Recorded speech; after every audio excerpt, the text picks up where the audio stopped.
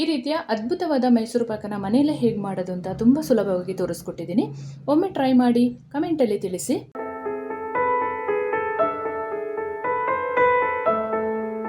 ನಮಸ್ತೆ ಎಲ್ಲರನ್ನು ಸುಸಿಸ್ ಕಿಚನ್ಗೆ ಸ್ವಾಗತ ಮಾಡಿಕೊಂಡು ಇವತ್ತು ಅದ್ಭುತವಾದ ರೆಸಿಪಿ ಮಾಡ್ತಾ ಇದ್ದೀನಿ. ಬನ್ನಿ ಹೇಗೆ ಮಾಡೋದು ನೋಡೋಣ. ಇವತ್ತು ನಾವು ಸಿಂಪಲ್ ಆಗಿ ಒಂದು ಸೂಪರ್ ಆದ ಮೈಸೂರು ಪಾಕನ್ನು ಮಾಡ್ಕೊಳ್ಳೋಣ. ತುಂಬ ಚೆನ್ನಾಗಿರುತ್ತೆ. ಬಹಳ ಸುಲಭ ವಿಧಾನದಲ್ಲಿ ತಿಳಿಸ್ಕೊಡ್ತೀನಿ. ಯಾರು ಬೇಕಾದರೂ ಮಾಡ್ಕೊಳ್ಳುವಂಥ ಒಂದು ಮೈಸೂರು ಪಾಕ ಅಡಿಗೆ ಇವತ್ತು ಮಾಡೋಣ. ಬನ್ನಿ ಹೇಗೆ ಮಾಡೋದು ನೋಡೋಣ. ನೀವು ಬೌಲ್ ಅಥವಾ ಒಂದು ಕಪ್ ಅಳತೆಗೆ ತಗೊಳ್ಳಿ. ನಾನು ಈ ಥರದೊಂದು ಬೌಲ್ ತೊಗೊಂಡಿದ್ದೀನಿ. ಇದರಲ್ಲಿ 1 ಬೌಲಷ್ಟು ಕಡಲೆ ಹಿಟ್ಟನ್ನು ಚೆನ್ನಾಗಿ ಜರಡಿ ಹಿಡ್ಕೊಂಡು ಇಟ್ಕೊಂಡಿದ್ದೀನಿ. ಮೆಷರ್ಮೆಂಟ್ ಕಪ್ಪು ತುಂಬ ಇಂಪಾರ್ಟೆಂಟ್. ಇದೇ ಸೇಮ್ ಕಪ್ಪಲ್ಲಿ ಸಕ್ಕರೆ ಕೂಡ 1.5 ಕಪ್ಪಷ್ಟು ಹಾಕೊಳ್ತಾ ಇದ್ದೀನಿ. ಕರೆಕ್ಟಾಗುತ್ತೆ.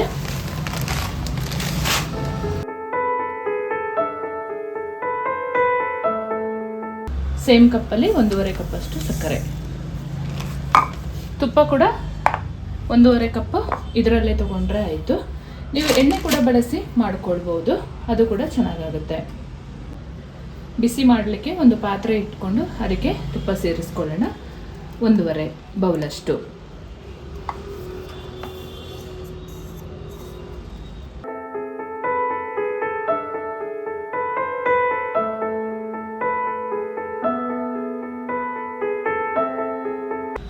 ಕಡಲೆ ಹಿಟ್ಟನ್ನು ಒಂದು ಮಿಕ್ಸಿಂಗ್ ಬೌಲಿಗೆ ಹಾಕ್ಕೊಂಡು ತುಪ್ಪ ಹಾಕ್ಕೊಂಡು ಕೈಯಲ್ಲೇ ಕಲಿಸ್ಕೊಳ್ಬೇಕು.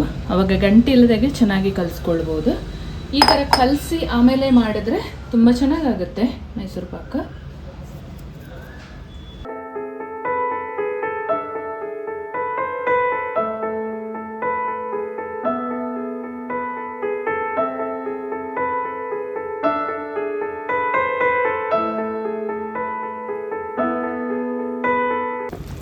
ತುಪ್ಪ ಬಿಸಿ ಇರಬೇಕು. ನಾವು ಮೈಸೂರು ಪಾಕಕ್ಕೆ ಹಾಕೊಳ್ಳುವಾಗ ಕೈಯಲ್ಲಿ ಚೆಂದ ಕಲಿಸ್ಕೊಂಡ್ರೆ ಚೆನ್ನಾಗಾಗುತ್ತೆ. ನಾನು ತಗೊಂಡಿರುವ ಅಳತೆ ಕಡಲೆ ಹಿಟ್ಟಿಗೆ ಸೇಮ್ ಬೌಲಲ್ಲೇ 1.5 ಕಪ್ಪಷ್ಟು ತುಪ್ಪ ಮತ್ತು ಸಕ್ಕರೆ.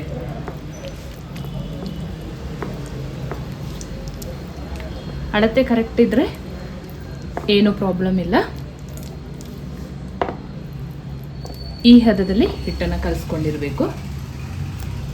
ಯಾರು ಹೊಸಬ್ರು ಕೂಡ ಆರಾಮಾಗಿ ಮಾಡ್ಕೋಬೋದು, ಏನು ಭಯ ಪಡದೆ.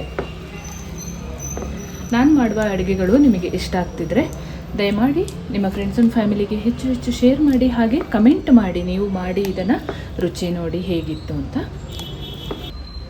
ತುಪ್ಪ ಈ ಹದದಲ್ಲಿ ಬಿಸಿ ಆಗ್ತಾನೆ ಇರಬೇಕು.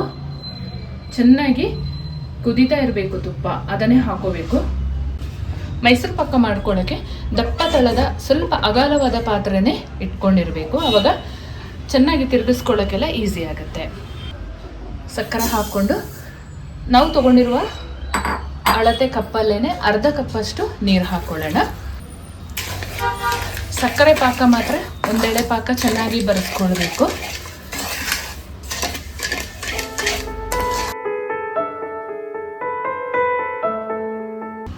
ಮೈಸೂರು ಪಾಕ ಮಾಡ್ಕೊಳ್ಳುವಾಗ ಅಳತೆ ಮಾತ್ರ ತುಂಬ ಇಂಪಾರ್ಟೆಂಟ್ ಆಗಿರುತ್ತೆ. ನೀವು ಫಸ್ಟ್ ಟೈಮ್ ಮಾಡುವವರು ಒಂದು ಸಣ್ಣ ಕಪ್ಪು ಮೆಷರ್ಮೆಂಟಲ್ಲಿ ಕಡಲೆ ಹಿಟ್ಟಲ್ಲಿ ಮಾಡ್ಕೊಳ್ಳಿ. ಆವಾಗ ಸರಿ ಬರುತ್ತೆ ನಿಮಗೆ. ಆಮೇಲಿಂದ ಜಾಸ್ತಿ ಕ್ವಾಂಟಿಟಿಯಲ್ಲಿ ಮಾಡ್ಕೊಳ್ಬೋದು. ಇನ್ನೇನು ಹಬ್ಬಗಳೆಲ್ಲ ಬರ್ತಾ ಇದೆ, ಯಾವಾಗ ಬೇಕೋ ಆವಾಗ ಮಾಡ್ಕೊಂಡು ತಿನ್ಬೋದು. ಒಂದ್ಸರಿ ಕಲಿಯುವಾಗ ಅಷ್ಟೇ ಕಷ್ಟ ಆಗೋದು, ಆಮೇಲಿಂದ ಆರಾಮಾಗಿ ಮಾಡ್ಕೋಬೋದು. ಎಲ್ಲ ಅಡುಗೆನೂ ಹಾಗೆ ಅಲ್ವಾ, ಒಂದ್ಸರಿ ಫೇಲ್ಯೂರ್ ಆಗುತ್ತೆ, ಆಮೇಲೆಲ್ಲ ಕರೆಕ್ಟಾಗಿ ಅಳತೆ ಗೊತ್ತಾಗುತ್ತೆ. ತುಂಬ ಜನರು ಬೇರೆ ಬೇರೆ ಅಡುಗೆ ಮಾಡಲಿಕ್ಕೆ ನನಗೆ ಕಮೆಂಟಲ್ಲಿ ಕೇಳಿರ್ತೀರ. ಸ್ವಲ್ಪ ತಡ ಆಗುತ್ತೆ ಅಪ್ಲೋಡ್ ಮಾಡೋದು, ಸಮಯದ ಅಭಾವ ಇರೋದ್ರಿಂದ ಕ್ಷಮೆ ಇರಲಿ. ಒಂದು 15 ದಿನ ಲೇಟ್ ಆದರೂ ಕೂಡ ನಾನು ಅದನ್ನು ಮಾಡಿ ಅಪ್ಲೋಡ್ ಮಾಡ್ತೀನಿ ನಿಮ್ಮ ಕೋರಿಕೆ ಮೇರೆಗೆ. ಡಿಲೇ ಮಾಡಿದ್ದಕ್ಕೆ ಮತ್ತೊಮ್ಮೆ ನಿಮ್ಮನ್ನು ಕ್ಷಮೆ ಕೇಳ್ತಾ ಇದ್ದೀನಿ. ಈ ಹದದಲ್ಲಿ ಚೆನ್ನಾಗಿ ಕುದ್ದು ನೊರೆ ಬರುವಾಗ ಒಂದ್ಸರಿ ನಮ್ಮ ಪಾಕನ ಚೆಕ್ ಮಾಡ್ಕೊಳ್ಳೋಣ. ನಮ್ಮ ಪಾಕ ನೋಡಿ, ಈ ರೀತಿಯಲ್ಲಿ ಒಂದೆಳೆ ಪಾಕ ರೆಡಿಯಾಗಿದೆ. ಇವಾಗ ನಾವು ಕಡಲೆ ಹಿಟ್ಟು ಏನು ಕಲಸಿ ಇಟ್ಕೊಂಡಿದ್ದೀವಿ ಅದನ್ನು ಹಾಕ್ಕೊಳ್ಳೋಣ. ಸ್ವಲ್ಪ ಉರಿ ಕಡಿಮೆ ಮಾಡ್ಕೊಳ್ಳೋಣ. ಕಡಲೆ ಹಿಟ್ಟು ಹಾಕ್ಕೊಂಡು ಚೆನ್ನಾಗಿ ತಿರುಗಿಸ್ಕೊಳ್ಬೇಕು, ಕೈ ಬಿಡದೆ. ಗಂಟಾಗುವ ಚಾನ್ಸಸ್ ಇರುತ್ತೆ. ಹಾಗಾಗಿ ಹಾಕುವಾಗ ಮಾತ್ರ ಉರಿ ಲೋ ಇರಲಿ, ಆಮೇಲೆ ಹೈ ಫ್ಲೇಮ್ ಮಾಡ್ಕೊಳ್ಳೋಣ.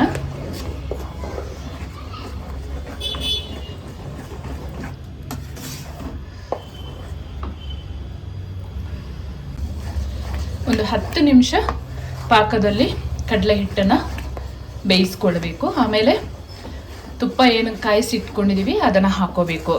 ತುಪ್ಪ ಹಾಕುವಾಗ ಹೊಗೆ ಬರಬೇಕು, ಅಷ್ಟು ಬಿಸಿ ಇರಬೇಕು. ಕಡಲೆ ಹಿಟ್ಟನ್ನು ಹುರಿದು ಕೂಡ ಮಾಡ್ಕೊತಾರೆ, ಅದು ಕೂಡ ಚೆನ್ನಾಗಾಗುತ್ತೆ.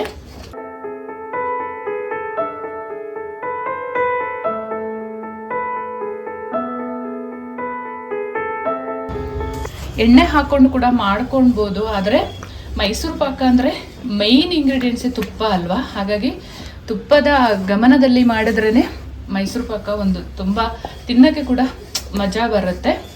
ಹಾಗಾಗಿ ನಾನು ತುಪ್ಪದಲ್ಲೇ ಮಾಡೋದು. ಆಲ್ಮೋಸ್ಟ್ ತುಪ್ಪ ಸ್ವಲ್ಪ ಕಡಿಮೆ ಇತ್ತು ಅಂತ ಹೇಳಿದರೆ ನಾನು ಎಣ್ಣೆ ಸ್ವಲ್ಪ ಬಳಸ್ತೀನಿ. ನಮ್ಮ ಕಡಲೆ ಹಿಟ್ಟು ಪಾಕದಲ್ಲಿ ಈ ರೀತಿಯಲ್ಲಿ ಬೆಂದಿರಬೇಕು, ಕುದಿತಾ ಇರಬೇಕು. ಆವಾಗ ನಾವು ಬಿಸಿ ಬಿಸಿ ತುಪ್ಪ ಹಾಕ್ಕೊಳ್ಬೇಕು, ಅದೊಂದು ಗಮನದಲ್ಲಿರಲಿ. ಈ ಥರ ಹಿಡಿ ಇರುವ ಪಾತ್ರೆಯಲ್ಲಿ ತುಪ್ಪ ಬಿಸಿ ಮಾಡಿಕೊಂಡ್ರೆ ತುಂಬ ಈಸಿ ಆಗೋಕ್ಕೆ ತುಪ್ಪ ಹಾಕ್ಕೊಳ್ಳೋಕ್ಕೆ. ಈ ರೀತಿಯಲ್ಲಿ ತುಪ್ಪ ಬಿಸಿ ಆಗಿರಬೇಕು. ಕೈ ಬಿಡದೆ ಚೆನ್ನಾಗಿ ತಿರುಗಿಸ್ಕೊಳ್ಬೇಕು. ಒಂದು ಸರಿ ಹಾಕಿದ ತುಪ್ಪ ಹಿಟ್ಟಲ್ಲಿ ಅಬ್ಸರ್ವ್ ಆಗಬೇಕು. ಆಮೇಲೆ ಮತ್ತೊಂದು ಬ್ಯಾಚ್ ಇದೇ ಥರ ಬ್ಯಾಚ್ ವೈಸ್ ಹಾಕೊಳ್ತಾ ಹೋಗಬೇಕು. ನಾನೊಂದು 3 ಬ್ಯಾಚ್ ಮಾಡಿಕೊಂಡು ಹಾಕೊಳ್ತೀನಿ, ಒಂದೇ ಸರಿ ತುಪ್ಪ ಹಾಕೋಬಾರ್ದು. ಚೆನ್ನಾಗಿ ಮಿಕ್ಸ್ ಮಾಡ್ಕೊಳ್ತಾ ತುಪ್ಪ ಎಲ್ಲ ಅಬ್ಸರ್ವ್ ಆಗಲಿ ಹಿಟ್ಟಲ್ಲಿ. ಆಮೇಲೆ ಇನ್ನೊಂದು ಬ್ಯಾಚ್ ಆ ಥರನೇ ಹಾಕ್ಕೊಂಡು ಹೋಗೋಣ.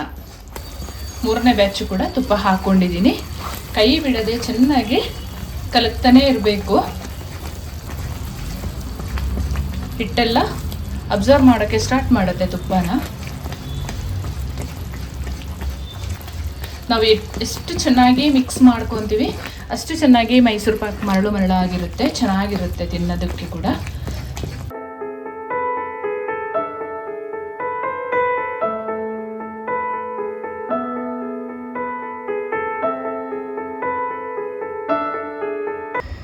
ಈ ಹದದಲ್ಲಿ ರೆಡಿ ಆಗಿರಬೇಕು. ನಾವು ಮೇಲೆಯಿಂದ ಈ ಥರ ಹಿಡ್ಕೊಳ್ಳುವಾಗ ಒಂಥರ ಲೇಯರ್ ಆಗಿ ಅದು ಬೀಳ್ತಾ ಇರಬೇಕು. ಇದು ಕರೆಕ್ಟಾದ ಹದ. ಇವಾಗ ಒಂದು ಪ್ಲೇಟು ಇಲ್ಲ ಕೇಕ್ ಟಿನ್ನು ಯಾವುದಿದೆ ನಿಮ್ಮ ಮನೆಯಲ್ಲಿ ಅದಕ್ಕೆ ಹಾಕೋಬಹುದು. ಸ್ಟವ್ ಆಫ್ ಮಾಡ್ಕೊಳ್ಳೋಣ. ಈ ರೀತಿಯಲ್ಲಿ ಹಿಟ್ಟು ರೆಡಿಯಾಗಿರಬೇಕು.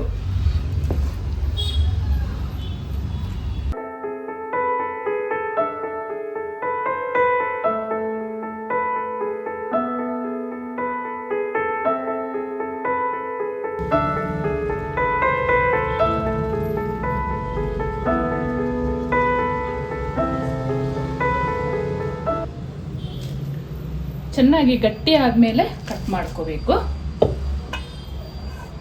ಪ್ಲೇಟಿಗೆನೆ ಸಾಕಾಗಿದೆ. ಇದನ್ನು ಟ್ಯಾಪ್ ಮಾಡೋದು ಏನು ಬೇಡ, ಹೀಗೇನೆ ಗಟ್ಟಿ ಆಗಲಿ. ಕಡಲೆ ಹಿಟ್ಟಾದ್ರಿಂದ ಬಹಳ ಬೇಗನೆ ಗಟ್ಟಿ ಆಗುತ್ತೆ. ತಣ್ಣಗಾದ್ಮೇಲೆ ಕಟ್ ಮಾಡ್ಕೊಳ್ಳೋಣ. ಫೈನಲ್ ಆಗಿ ನಮ್ಮ ಮೈಸೂರು ಪಾಕ ಈ ಹದದಲ್ಲಿ ತಣ್ಣಗಾಗಿ ರೆಡಿಯಾಗಿದೆ.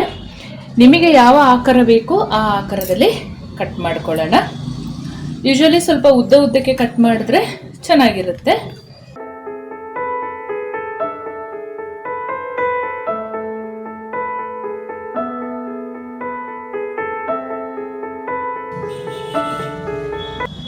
ನೀವು ಒಮ್ಮೆ ಇದೇ ಥರ ಟ್ರೈ ಮಾಡಿ. ಈ ರೀತಿಯ ಅದ್ಭುತವಾದ ಮೈಸೂರು ಪಾಕನ ಮನೆಯಲ್ಲೇ ಹೇಗೆ ಮಾಡೋದು ಅಂತ ತುಂಬ ಸುಲಭವಾಗಿ ತೋರಿಸ್ಕೊಟ್ಟಿದ್ದೀನಿ. ಒಮ್ಮೆ ಟ್ರೈ ಮಾಡಿ ಕಮೆಂಟಲ್ಲಿ ತಿಳಿಸಿ ಎಷ್ಟು ಸುಲಭವಾಗಿ ರೆಡಿಯಾಗಿದೆ ಅಂತ. ನಾನು ಹೇಳಿದ ಮೆಥಡಲ್ಲಿ ಒಂದ್ಸಲ ಟ್ರೈ ಮಾಡಿ ಹೇಗೆ ಬಂತು ನನಗೆ ಕಮೆಂಟಲ್ಲಿ ತಿಳಿಸೋದನ್ನು ಮರಿಬೇಡಿ. ಹಾಗೆ ನನ್ನ ಚಾನಲ್ಗೆ ನೀವು ಫಸ್ಟ್ ಟೈಮ್ ವಿಸಿಟ್ ಮಾಡಿದರೆ ದಯಮಾಡಿ ಸಬ್ಸ್ಕ್ರೈಬ್ ಮಾಡಿಕೊಂಡು ಪಕ್ಕದಲ್ಲೇ ಇರುವ ಬೆಲ್ ಬಟನನ್ನು ಕ್ಲಿಕ್ ಮಾಡೋದನ್ನು ಮರಿಬೇಡಿ. ನಾನು ಯಾವುದೇ ಹೊಸ ವಿಡಿಯೋ ಹಾಕಿದರೂ ಕೂಡ ನಿಮಗೆ ಫಸ್ಟ್ ನೋಟಿಫಿಕೇಷನ್ ಬರುತ್ತೆ. ಹಾಗಾಗಿ ಮುಂದೆ ಅದ್ಭುತವಾದ ಹೊಸ ಅಡುಗೆಯೊಂದಿಗೆ ನಿಮ್ಮನ್ನು ಭೇಟಿ ಮಾಡ್ತೀನಿ. ಅಲ್ಲಿವರೆಗೂ ತುಂಬ ಹೃದಯದ ಧನ್ಯವಾದಗಳು. ಈ ರೀತಿಯಲ್ಲಿ ರೆಡಿ ಮಾಡಿಕೊಂಡಿರಬೇಕು. ತುಂಬ ಸಾಫ್ಟಾಗಿರುತ್ತೆ, ತುಂಬ ರುಚಿಯಾಗಿ ಕೂಡ ಇರುತ್ತೆ.